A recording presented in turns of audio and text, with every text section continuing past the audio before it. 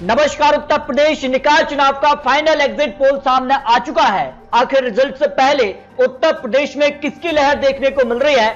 Exit poll के हिसाब से उत्तर प्रदेश में कहां किसको जीत मिल सकती है?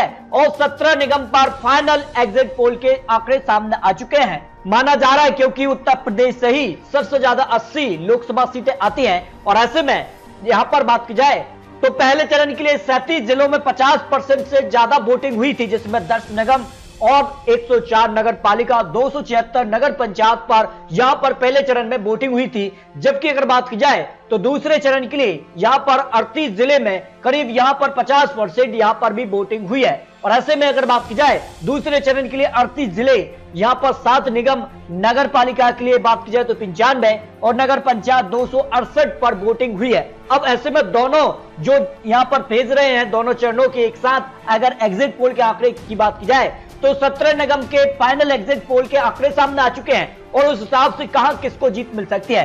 नगर निगम मेरठ के लिए जो मुकाबला था उसमें बीजेपी से यहां पर हरिकांत अहलूवालिया और सीमा प्रधान समाजवादी पार्टी से, और जिसका से बीएसपी कांग्रेस के भी उम्मीदवार चुनावी मैदान में रहे।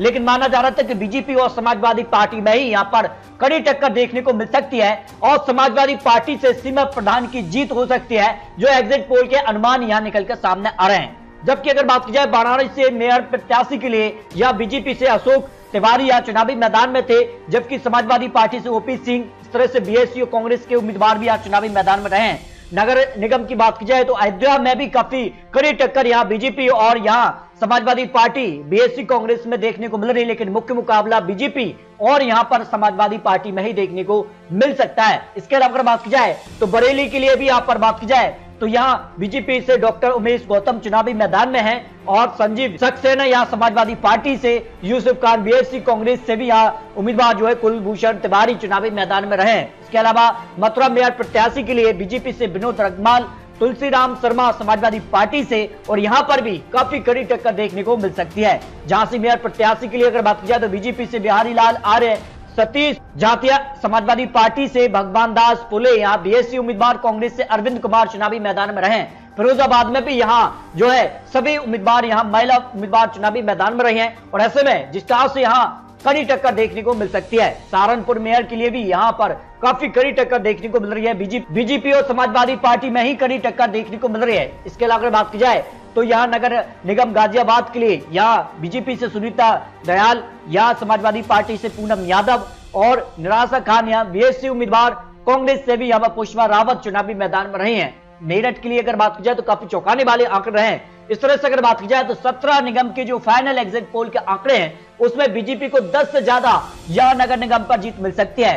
2000 यहाँ पर बात की जाए तो 18 में जो यहाँ चुनाव रहे थे, यहाँ बीजेपी ने 16 में से यहाँ पर सभी निगम पर जीत हासिल की थी, जबकि समाजवादी पार्टी को एक निगम पर जीत मिल सकती है, बीएसपी को भी एक निगम पर जीत मिल सकती है, लेकिन 5 जो निगम है उस पर कांटे की टक्कर देखने को मिल सकते हैं, जो यहाँ पर उत्तर प्रदेश नगर निगम का एग्जिट पोल सामने आ रहा है। इसके अलावा अगर बात की जाए तो निगम पार्षद की 1300 यह सीटें हैं और नगर पालिका की 197 सीटों के भी एग्जिट पोल सामने आ चुके हैं। अगर बात की जाए यहाँ पर आगरा के लिए 100 वार्ड जो निगम पार्षद की है उसमें बीजेपी को 69 वार्ड पर जीत मिल सकती है, समाजवादी पार्टी को 18, कांग्रेस को 1, बीएसपी को 10 और अन्य की बात की जाए 2 वार्डों पर जीत मिल सकती है। यहाँ की अगर बात की जाए तो यहाँ पर करीब आगरा में 50% वोटिंग देखने को मिली थी और बीजेपी ने 2017 में यहाँ जीत हासिल की थी, लेकिन इस बार सीधी कड़ी टक्कर बीजेपी और यहाँ पर बसपा के बीच देखने को मिल सकती है। इसके अलावा प्रयागराज की 80 सीटों की बात की जाए तो बीजेपी को यहाँ पर 48 सीटें मिल सकती है, समाजवादी पार्टी को 20 सीट है, कांग्रेस 0, बीएसपी 5 और अन्य की बात की जाए 0 सीट जा सकती है। और यहाँ करीब 33% वोटिंग हुई है। 2017 में बीजेपी ने यहाँ जीत हासिल की थी, इस बार यहाँ पर जो मुकाबला है वो भाजपा, समाजवादी पार्टी, बसपा, कांग्रेस के बीच देखने को मिल रही है, लेकिन बीजेपी को यहाँ जीत मिल सकती है।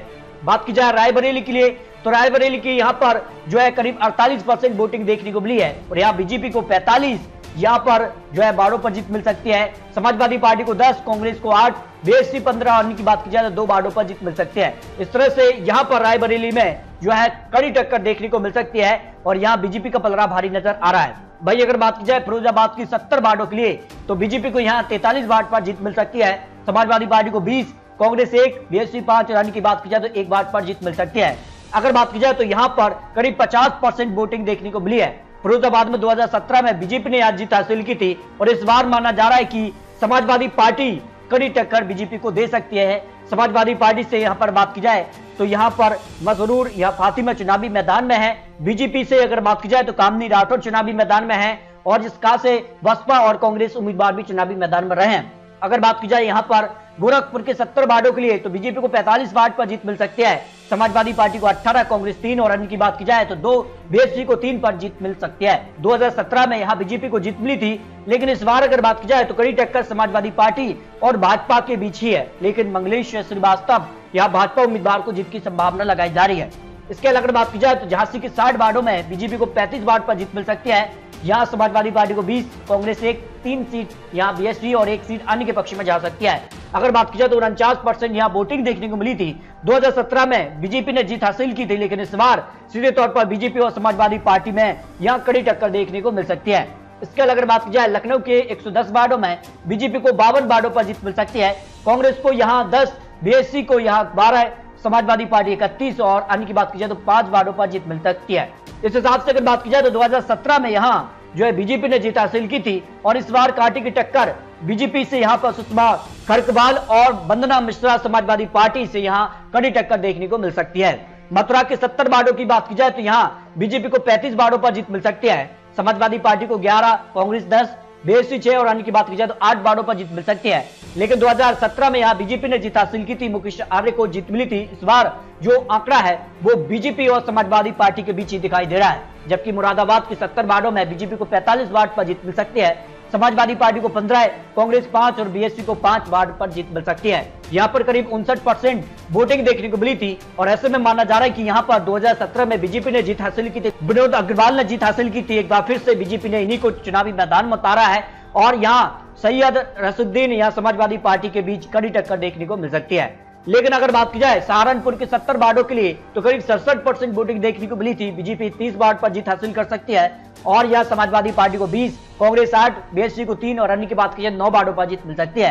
और यहाँ पर 2017 में बीजेपी ने जीत हासिल की थी। इस बार अगर बात की जाए तो बीजेपी ने अजय सिंह को यहाँ चुनावी मैदान में उतारा है, जबकि बसपा के बीच यहाँ जो है कड़ी टक्कर देखने को मिल सकती है। और इस तरह से अगर बात की जाए तो निकाय चुनाव पर सबसे महत्वपूर्ण आंकड़े सामने आ रहे हैं। वाराणसी के 90 वार्डों के लिए बीजेपी को करीब 80 वार्डों पर जीत मिल सकती है, समाजवादी पार्टी को 5, कांग्रेस 0 सीट, बीएसपी को 5 और अन्य की बात की जाए 0 वार्ड पर जीत की संभावना है। और यहाँ पर करीब 38% वोटिंग देखने को मिली है।